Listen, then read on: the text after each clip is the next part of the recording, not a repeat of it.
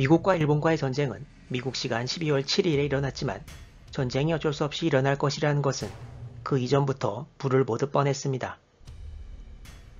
1941년 11월 24일 미국은 아시아의 미군에 일본과의 협상 가능성이 거의 없다고 통보했고 3일 뒤인 27일 일본과의 협상은 이제 결렬된 것으로 봐야 한다고 재차 통보했습니다.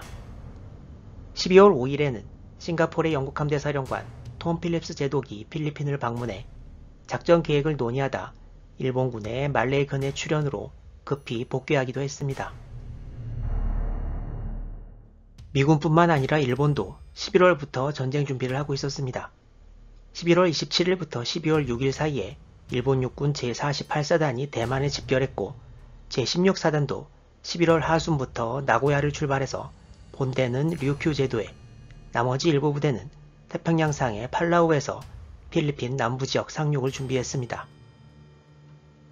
운명의 날 12월 8일이 다가오고 일본은 진주만, 말레이, 필리핀을 동시에 침공합니다. 그리고 대만에서는 일본군 폭격기들이 필리핀의 미군을 공습하러 나섭니다. 필리핀 루존섬, 마닐라에서 얼마 떨어지지 않은 곳에 클라크 공군기지가 있는데요. 1903년에 미군에 의해 처음 만들어지고 태평양 전쟁 때도 미군 기지였습니다. 태평양 전쟁 직전에도 미군 B-17 폭격기와 전투기 등이 많이 배치되어 있었는데요. 일본이 필리핀을 정복하려면 클라크 공군기지를 제압하는 것이 필수였습니다. 따라서 태평양 전쟁이 발발하자마자 일본은 클라크 기지를 먼저 공격하기로 하고 50여 대의 폭격기와 40여 대의 호위 전투기를 클라크 기지로 보냅니다.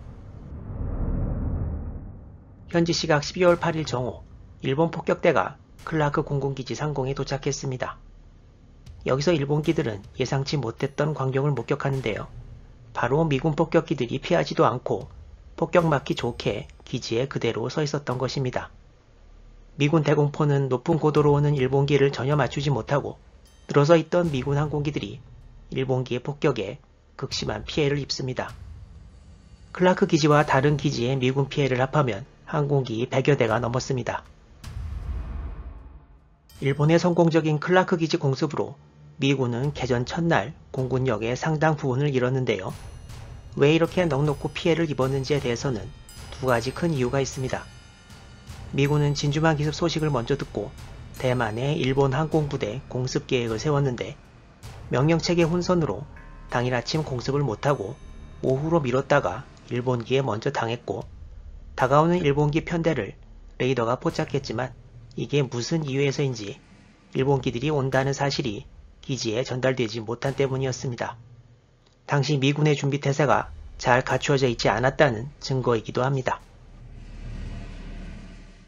필리핀 인구의 절반 이상이 사는 루존섬은 서쪽과 동쪽은 산악지대이고 산악지대 가운데에 좁은 평야지대가 열려 있습니다. 그리고 수도인 마닐라를 중심으로 북쪽에도 평야지대가 자리 잡고 있습니다. 일본 제48사단은 북쪽 해안의 아파리 그리고 서쪽 해안의 비간 지역에 동치 상륙을 시도합니다. 이날이 개전 3일째인 1941년 12월 10일이었습니다. 아파리에 상륙한 일본군 약 2,000명은 미군의 산발적인 저항을 받지만 이를 쉽게 제압하고 계속 남진해서 이틀 뒤인 12월 12일 새벽 80km 남쪽에 투게가라오 비행장을 장악합니다. 그에 반해 서해안 비간에 상륙을 시도한 일본군 2,000명은 미군 폭격기의 공격을 받는 등 악전고투했지만 결국 상륙에 성공해서 서해안에 교두보를 만든 데 성공하고 상륙지에서 멀지 않은 곳에 있는 비행장들도 장악하는 데 성공합니다. 태평양 전쟁 발발 전에도 일본은 관동군에 많은 병력을 배치해 놓았고 중일 전쟁도 수행하던 상황이어서 남방작전에 투입할 병력이 많지는 않은 실정이었습니다. 필리핀에도 필리핀군과 미군을 합쳐 13만 명이 넘는 수비군이 있었던 반면 일본이 투입할 수 있는 병력은 2개 사단밖에 되지 않아서 수비군이 훨씬 더 많은 상황이었고 필리핀 전선이 안정되면 2개 사단 중 1개 사단을 유전지대인 인도네시아 전선으로 보내기로 일본군의 작전 계획이 짜여져 있었습니다. 이렇게 일본군은 병력은 수비군보다 훨씬 적었지만 질적으로 훨씬 우수했고 이미 클라크 기지에 대한 성공적인 공격으로 항공 전력도 우세하게 되었습니다.